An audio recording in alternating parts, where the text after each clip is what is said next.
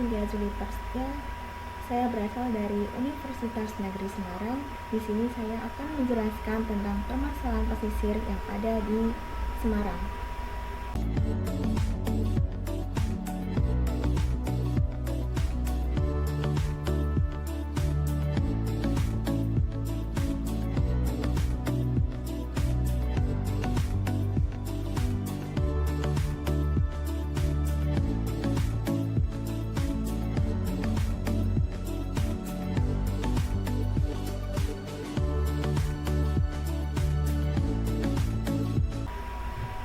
Saya akan mulai untuk share screen.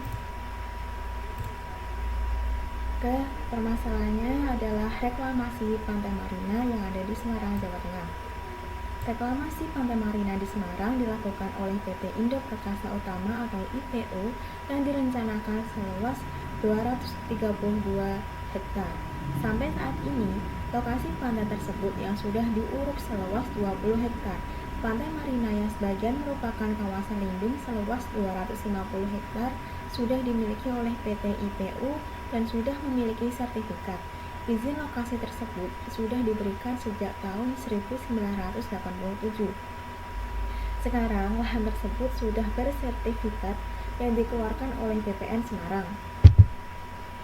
Seperti yang dikatakan Kepala Bagian Teknik PT IPU, yaitu Insinyur Heru Sidarta, menceritakan bahwa pada tahun 1987 PT IPU memperoleh hak pengelolaan lahan di kawasan tersebut dari pemerintah Provinsi Jateng, termasuk nanti hak guna bangunan di atas lahan tersebut.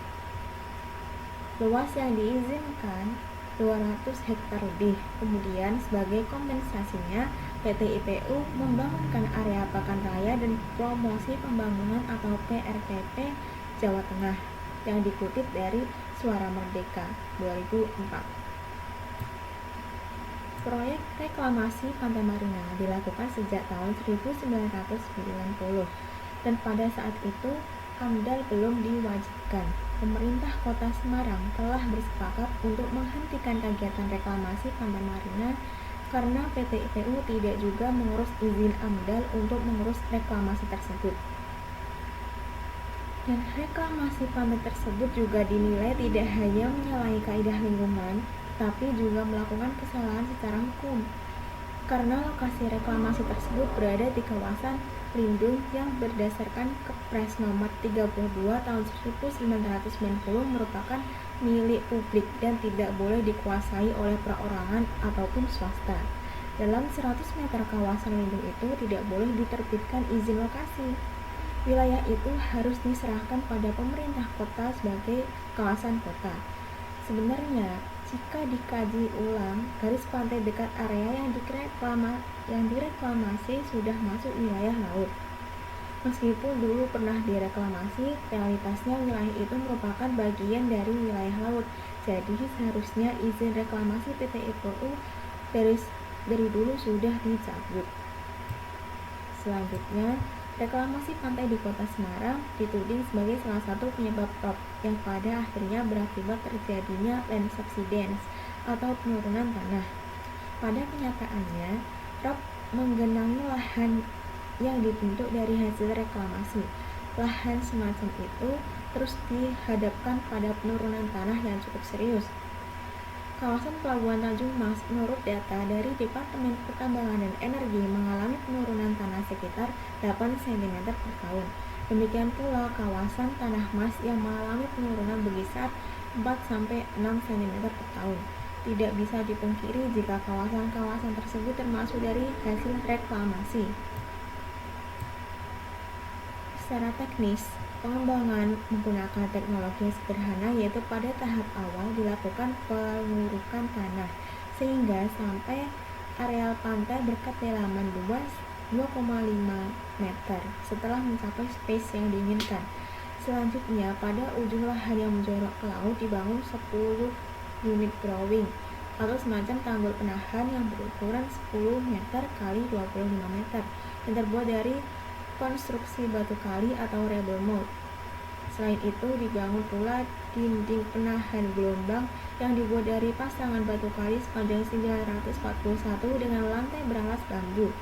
Tanah yang digunakan untuk urukan berasal dari penambangan oleh PT IPU di kawasan industri Candi di wilayah Kelurahan Bamengkerep, Purwoyoso, dan Kecamatan Ngalian yang diduga sistem penambangannya tidak terencana secara sistematis sehingga menimbulkan dampak negatif bagi lingkungan di sekitarnya. Dari penjelasan tersebut, maka dapat disimpulkan bahwa detail engineering atau rencana penggunaan teknologi harus dibuat sebelum izin prinsip dikeluarkan, agar dapat dikonfirmasikan pemanfaatan teknologi yang lebih tepat untuk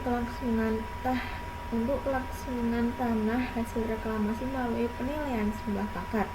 Oleh karena itu, sangat perlu untuk dipikirkan perolehan material uruk yang lebih aman agar hasil dari reklamasi dapat bertahan lama. Untuk solusinya, yang pertama yaitu status quo.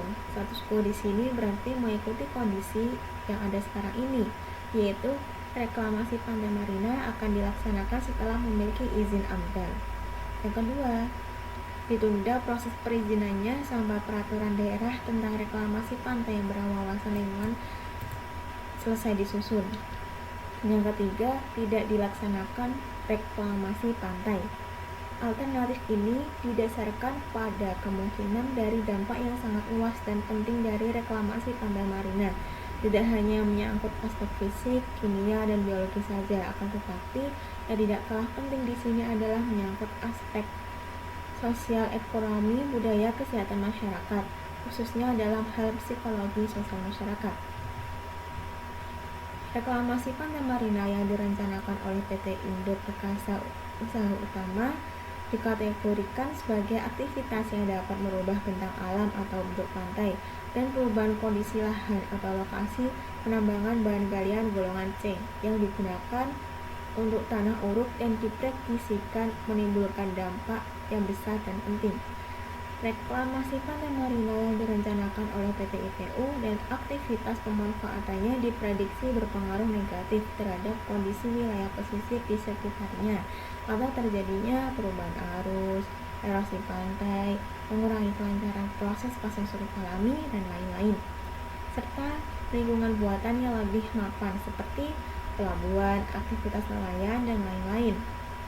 Maka, dengan tidak dilaksanakannya reklamasi Pantai Marina akan berdampak positif terhadap kepercayaan masyarakat, khususnya masyarakat pesisir, kepada pemerintah karena pemerintah dianggap mampu mengakomodasi kepentingan mereka. Masyarakat pesisir atau coastal communities yang hidupnya bergantung pada alam biasanya lebih memiliki kearifan ekologis. Bagi mereka, back to nature dengan asumsi tidak melaksanakan reklamasi Pantai Marina merupakan solusi yang terbaik.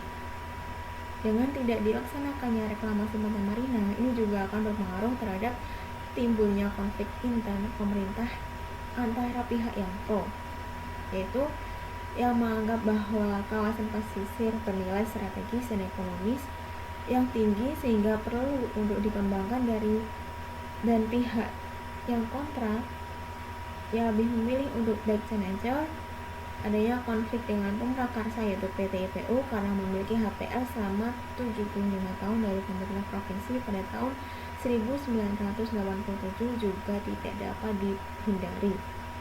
Akan tetapi, izin tersebut seharusnya sudah dapat dicabut karena sudah tidak relevan sejalan dengan adanya otonomi daerah.